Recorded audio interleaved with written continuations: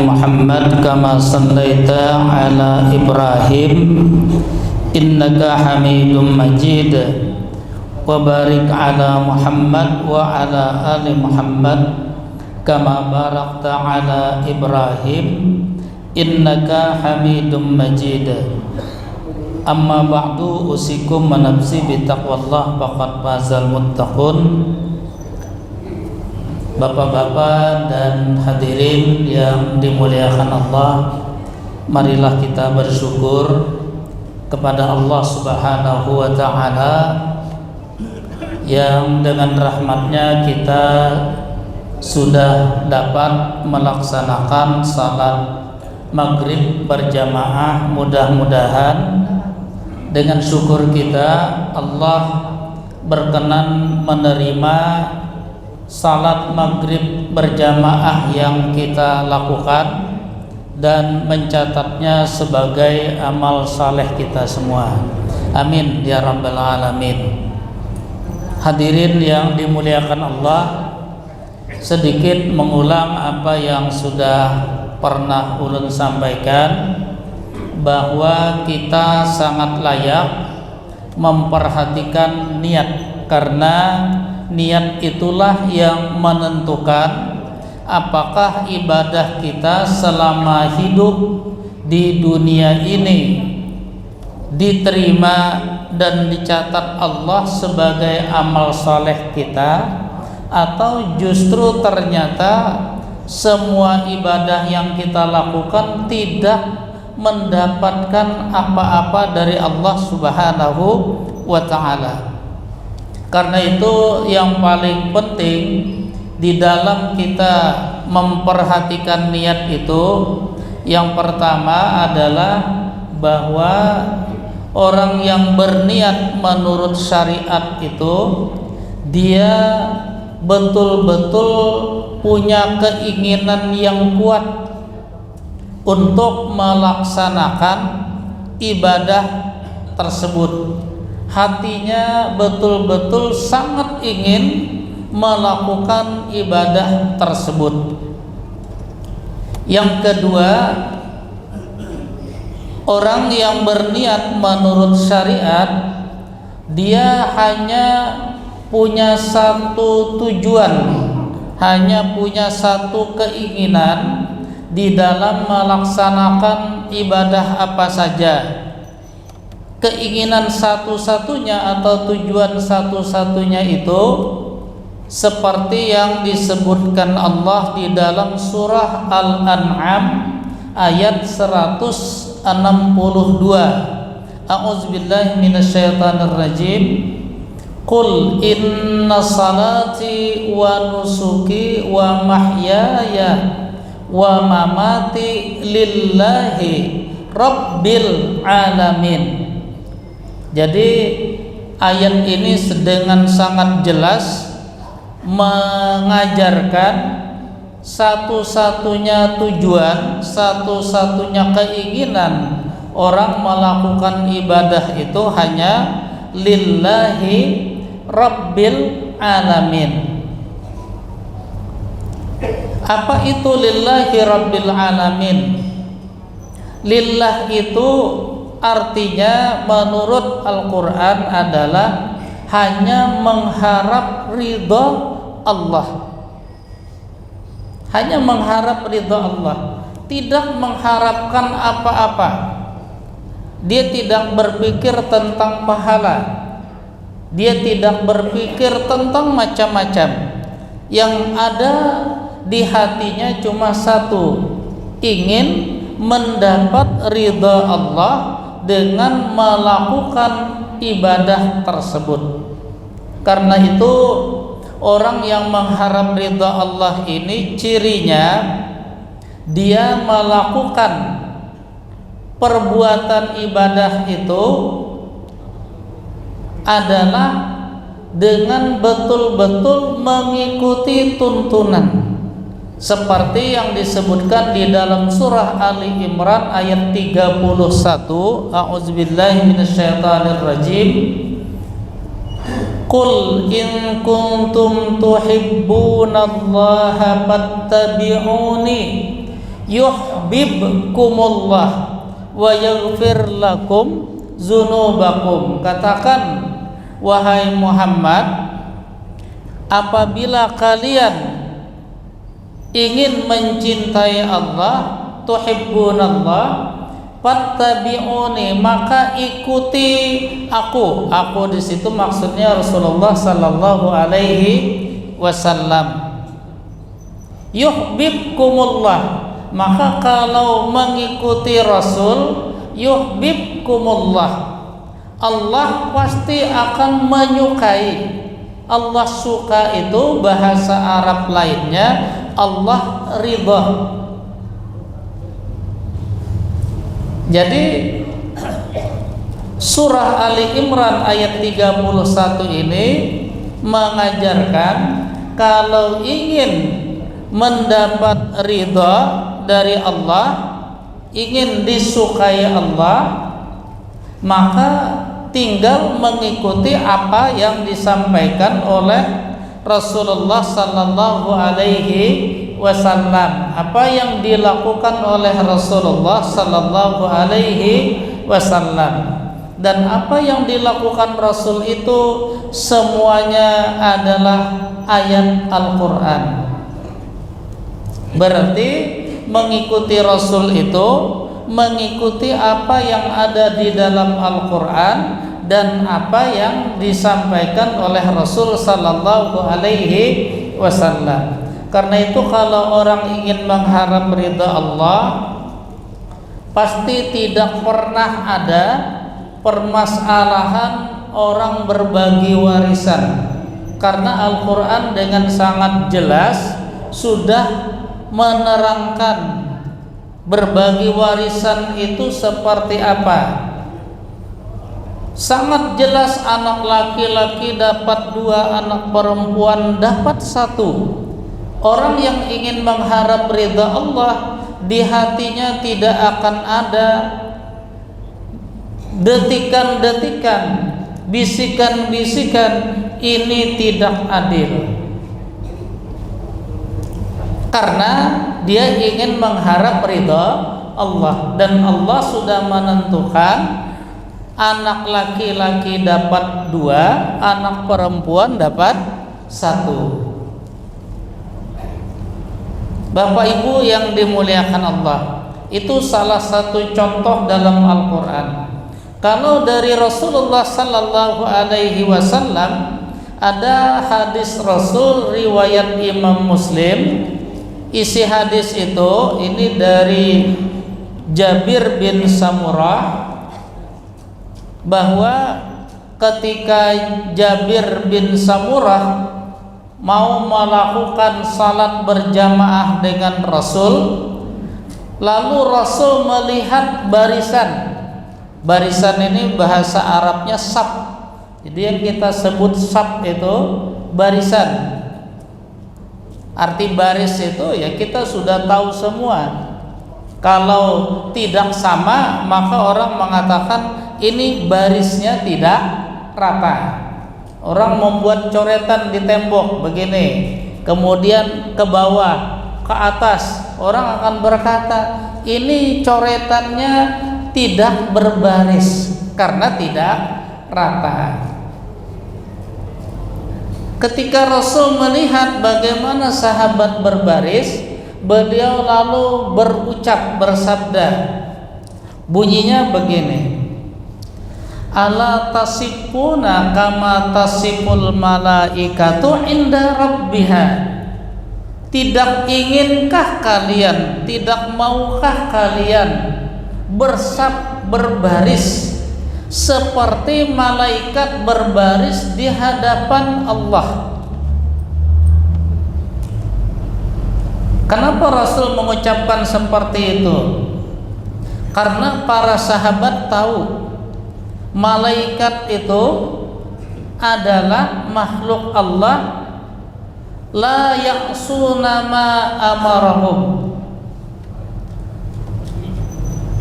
Malaikat itu tidak pernah maksiat, tidak pernah membangkang, membantah, menyalahi perintah Allah.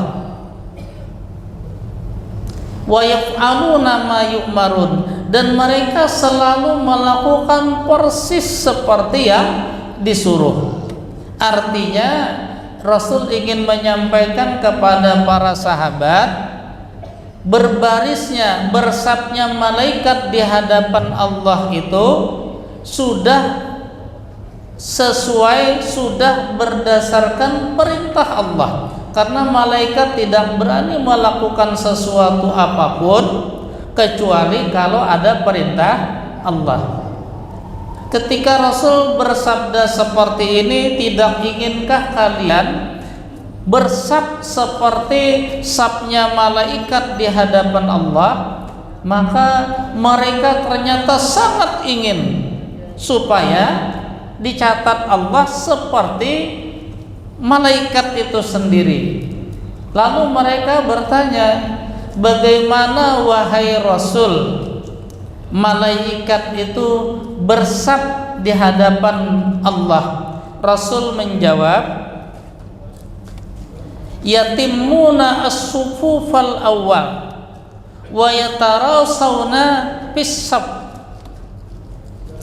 Mereka itu menyempurnakan saf pertama, menyempurnakan barisan pertama. Menyempurnakan barisan pertama itu artinya mereka terlebih dahulu mengisi barisan pertama, saf pertama.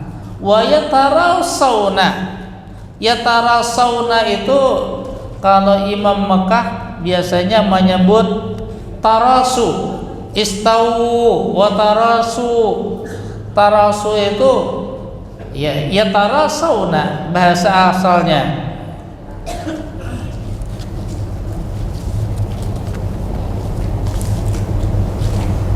Menurut beberapa riwayat hadis, arti yatarasawna itu adalah membuat kaki saling menyentuh dan bahu sejajar satu sama lain, juga saling menyentuh. Jadi bersentuhan begini. Karena dengan bersentuhan begini maka tidak ada celah, dan Nabi memerintahkan agar antara satu dengan yang lain dalam saf itu tidak ada celah sedikit pun, renggang sedikit saja setengah senti, tidak diinginkan Nabi. Karena itu namanya ada celah. Yang diinginkan itu rapat. Rapat itu ya seperti ini. Dahulu waktu ulun kecil ada orang mengatakan, Ustadz di kampung dulu, kalau berdoa kata beliau jangan begini, ini ada celah. Kalau ada celah begini nanti Allah memberi lumbus. Lumbus itu Pak jatuh gitu karena ini nggak rapat. Tapi begini biar tidak ada celah.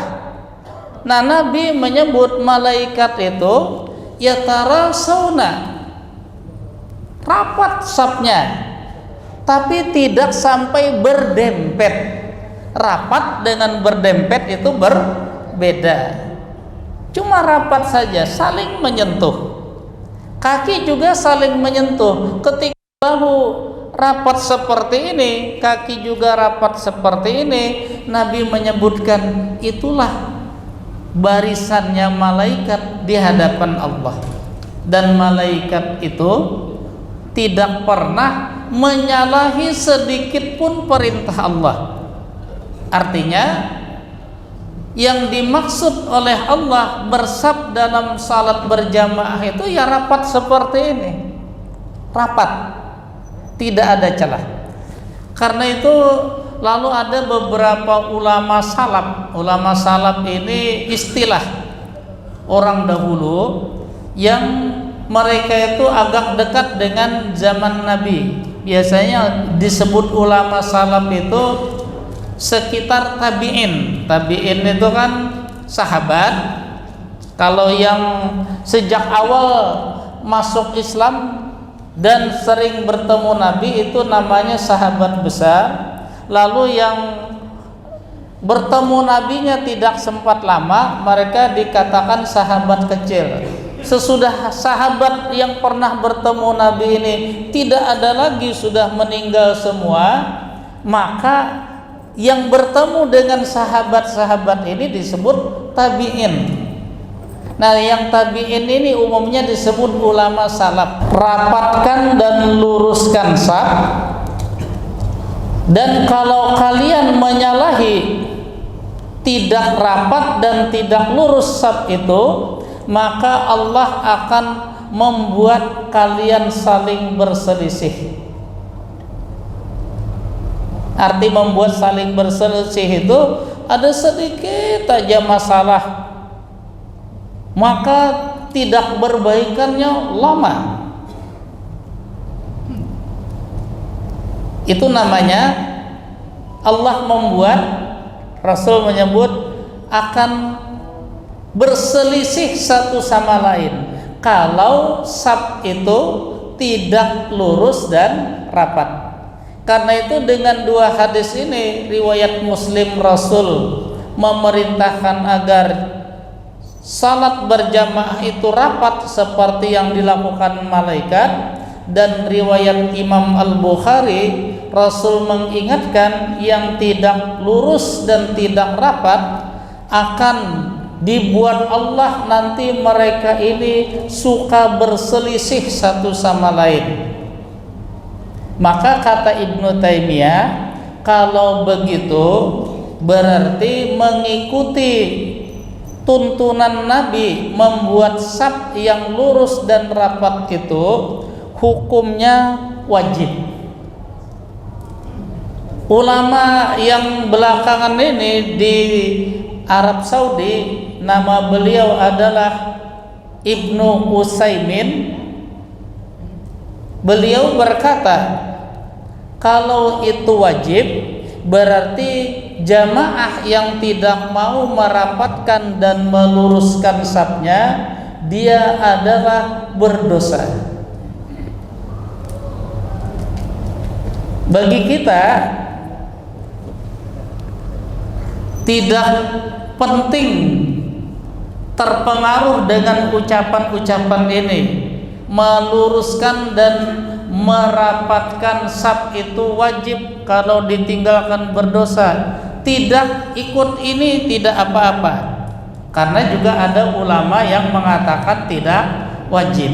Tetapi yang perlu kita pelihara, nanti di akhirat kita ini masing-masing pasti ditanya oleh Allah, taat atau tidak, ikut Nabi atau tidak ikut Nabi ketika melakukan salat berjamaah.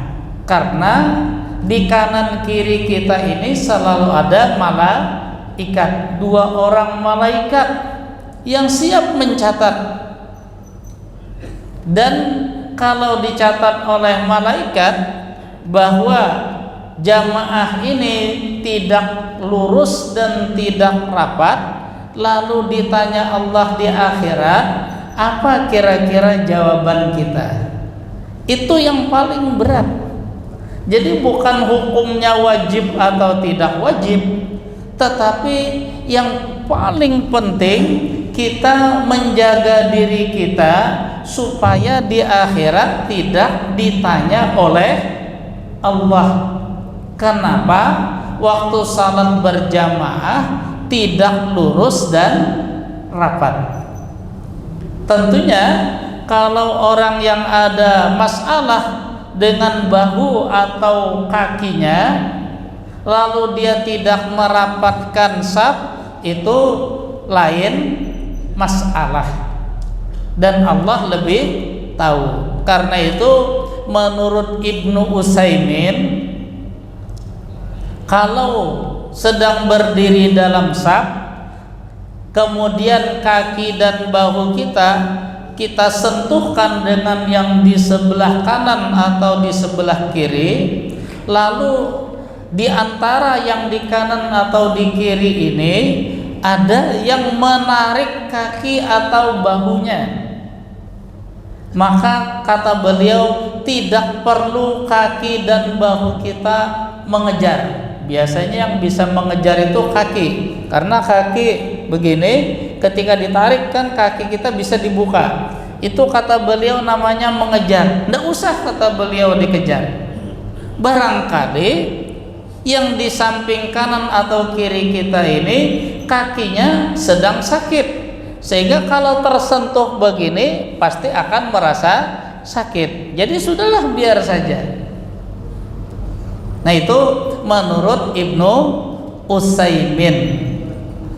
Bapak Ibu yang dimuliakan Allah, ini salah satu tuntunan Rasul untuk membuat salat berjamaah. Yang tadi di dalam surah Ali Imran, Allah Subhanahu wa taala menyebutkan ayat 31 itu, kalau kita ingin disukai Allah, maka ikuti Rasul sallallahu alaihi wasallam. Karena kita semua manusia tahu, kalau kita menyukai seseorang, dia melakukan kesalahan, kita senyum-senyum saja. Tapi kalau di hati kita terhadap orang itu sudah ada rasa tidak suka, kesalahan sedikit saja dia akan marah. Itu yang dalam kehidupan manusia. Artinya kalau kita ingin disukai Allah, ya seperti kita menyukai seseorang. Kalau kita melakukan sesuatu yang tidak disengaja, padahal itu salah, Allah dengan senang hati akan mengampuni kesalahan itu. Tapi kalau kita sengaja tidak mau merapatkan dan meluruskan saf, lalu akibat itu Allah marah kepada kita, yang perlu dikhawatirkan adalah karena kemarahan Allah lalu kita dimasukkan ke dalam neraka. Karena itu ada doa, Allahumma inni as'aluka ridhaka wal jannah wa ma yuqarribuni ilaihima min qaulin aw fi'lin aw amalin. Ya Allah, hamba memohon ridhamu dan surgamu, dan memohon hal-hal yang bisa mendekatkan hamba kepada ridha dan surgamu itu, baik perbuatan ataupun ucapan. Wa a'udzubika min sakhatika wan nar, dan hamba berlindung, memohon perlindunganmu dari kemarahanmu dan dari neraka. Wa ma yuqarribuni ilaihima min qaulin aw fi'lin aw amalin, dan juga hamba mohon perlindungan kepadamu dari hal-hal yang bisa mendekatkan hamba kepada kemarahanmu dan mendekatkan hamba kepada neraka, baik berupa ucapan atau perbuatan. Itu doa. Doa ini tujuannya yaitu ingin mendapatkan ridha Allah. Kalau dapat ridha Allah berarti dapat surga, dan ingin dihindarkan dari kemarahan Allah. Tentunya doa seperti ini tidak cukup sekedar doa tanpa ada aksi dari manusia itu sendiri.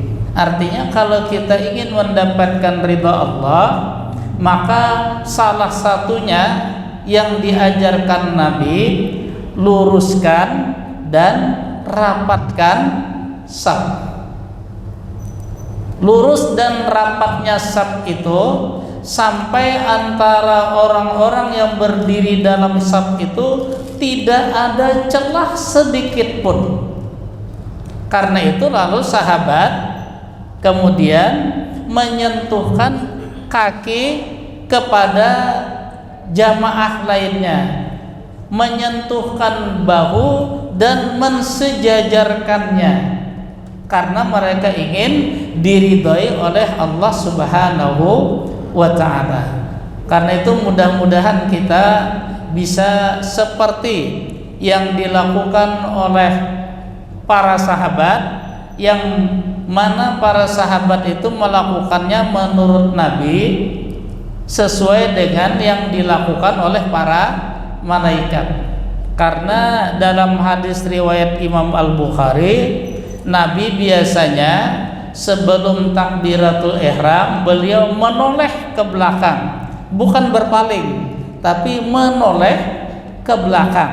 Jadi wajah dan badan beliau tetap menghadap kiblat, cuma kepala yang beliau tolehkan ke belakang kalau ada yang masih belum lurus dan rapat. Jadi itulah yang diinginkan Rasul sallallahu alaihi wasallam. Barangkali sampai di sini ada yang ingin kita perbincangkan sambil menunggu waktu salat Isya. Kesimpulannya adalah kalau niat kita ingin menjadi niat yang sesuai dengan syariat Islam, maka hendaknya kita menjaga niat kita itu hanya untuk mendapatkan ridha Allah. Kalau ingin mendapatkan ridha Allah, caranya yang pertama adalah mengikuti apa yang diajarkan oleh Rasulullah sallallahu alaihi wasallam. Barangkali ada yang ingin kita perbincangkan, silahkan kalau ada.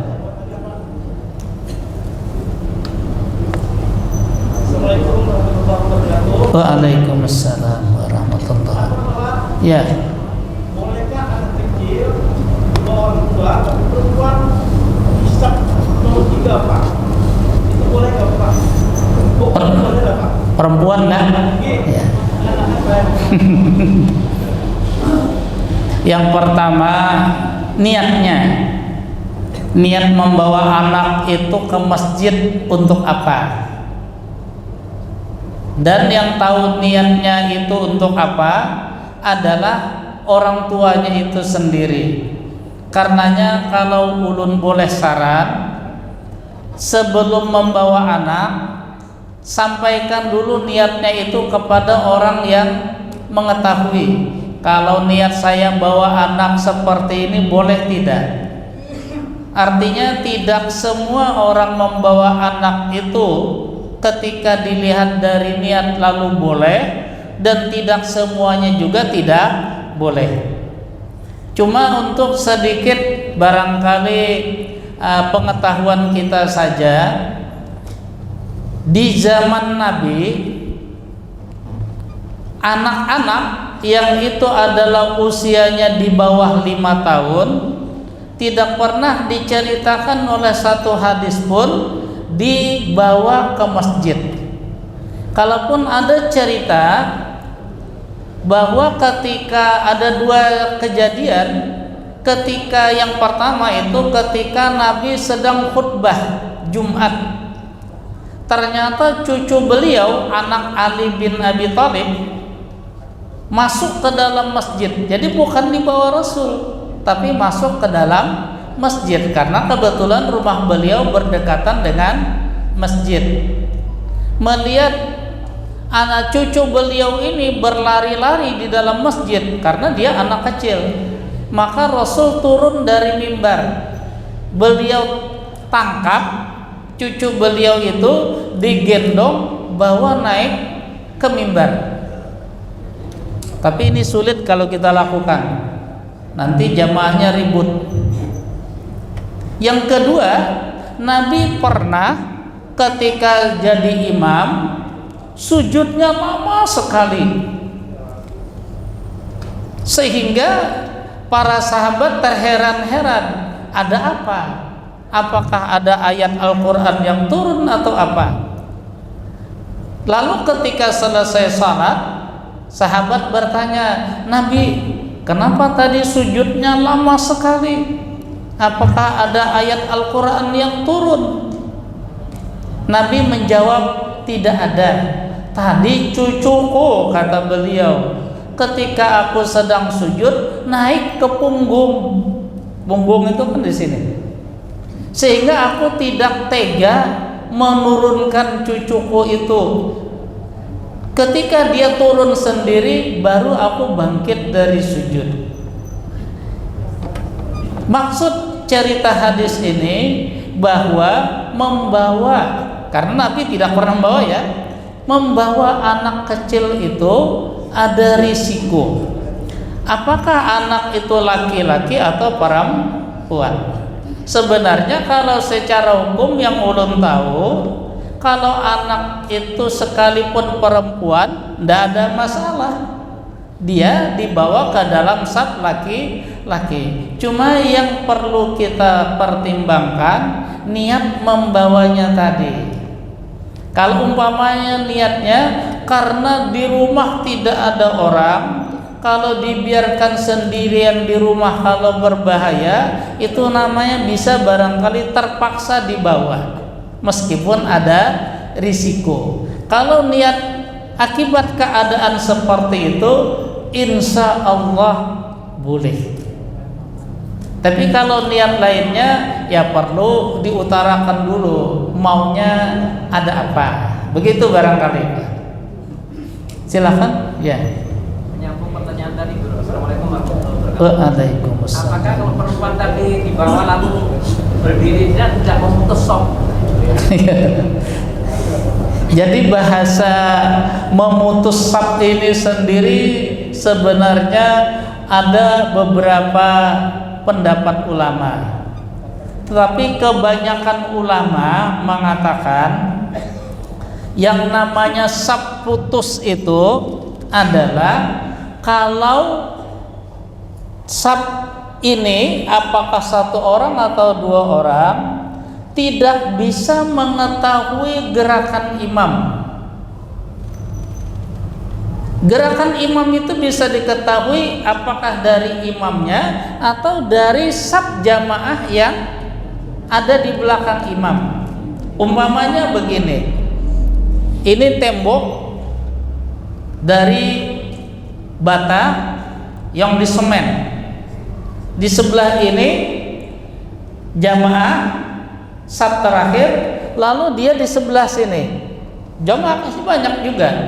Kalau yang di belakang tembok ini tidak bisa melihat gerakan imam melalui paling tidak saf yang paling belakang, itu menurut kebanyakan para ulama namanya putus. Tetapi selama masih bisa, sekalipun kata para ulama terhalang jalan. Jadi umpamanya ini masjid, ini jalan raya, di sini tanah kosong, ini sudah penuh, lalu ada jamaah di seberang jalan ini karena tanahnya kosong.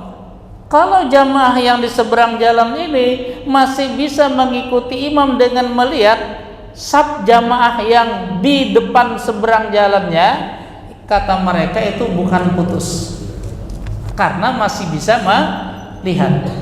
Karena itulah kalau mengikuti pendapat ini, mohon maaf, seperti kebiasaan kita, jamaah laki-laki dengan jamaah perempuan dipisah dengan tirai.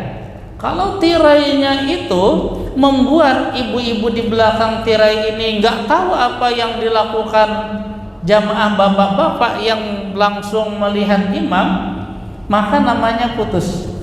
Contohnya akibat yang seperti ini, dahulu ulun pernah ikut salat di daerah Pasar Lama ini di musola Muhammadiyah dekat rumah.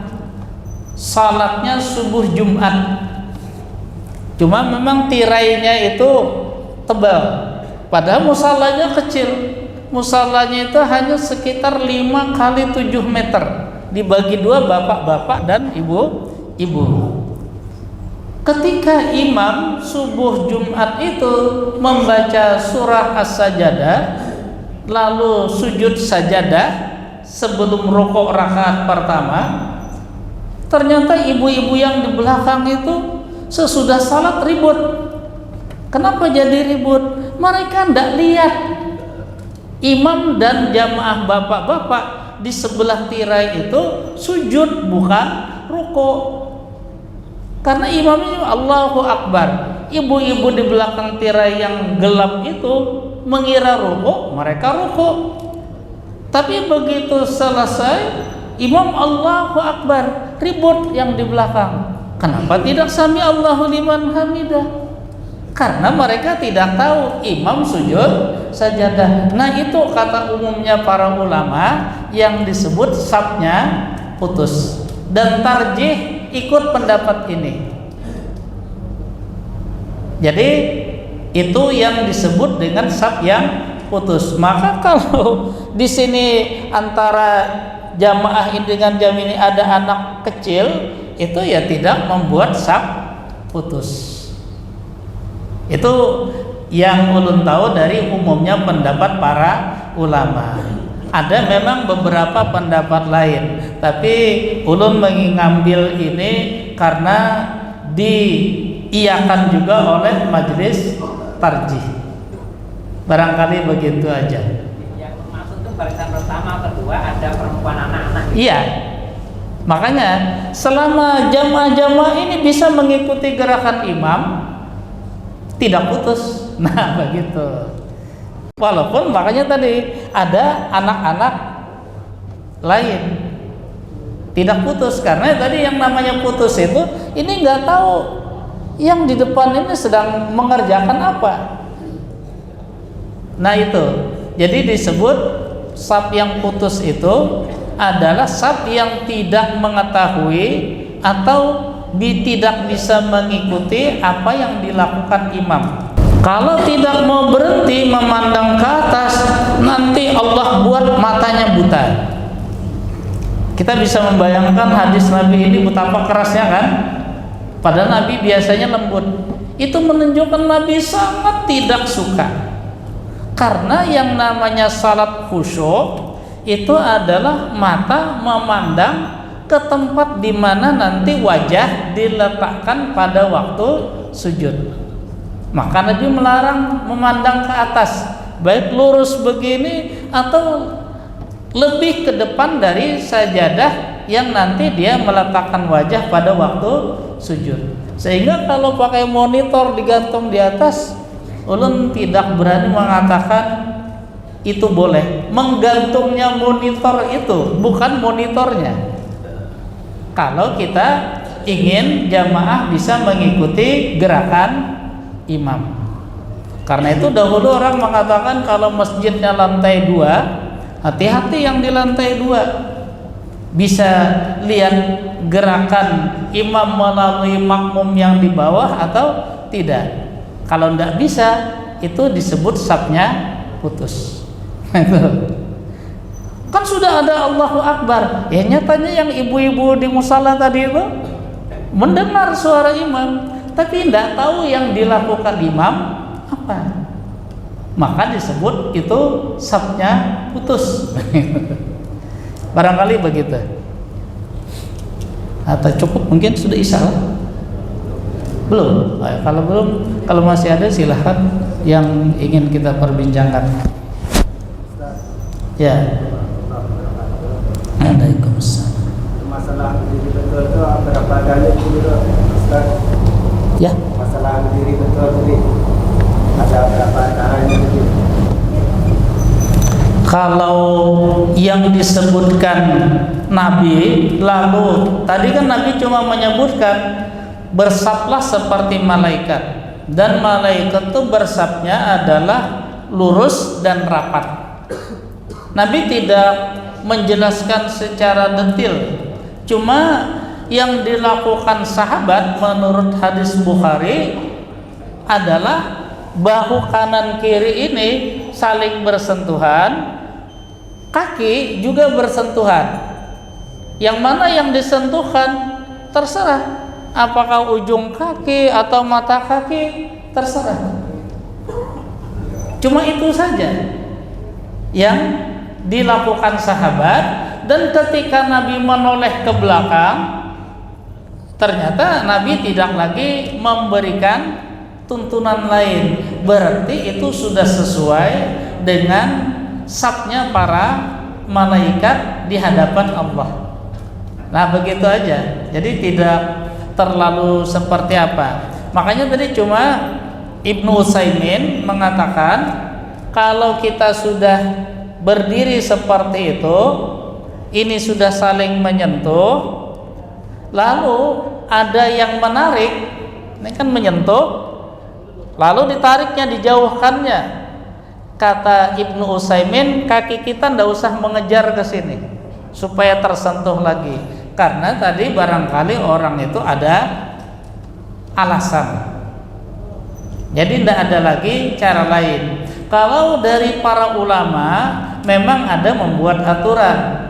Yang disebut para ulama itu supaya bahu dan kaki ini bisa saling menyentuh, karena kedua-duanya, maka bukalah kaki ini sejajar dengan bahu. Kalau kaki lebih lebar dari bahu, pasti bahu tidak bisa saling menyentuh.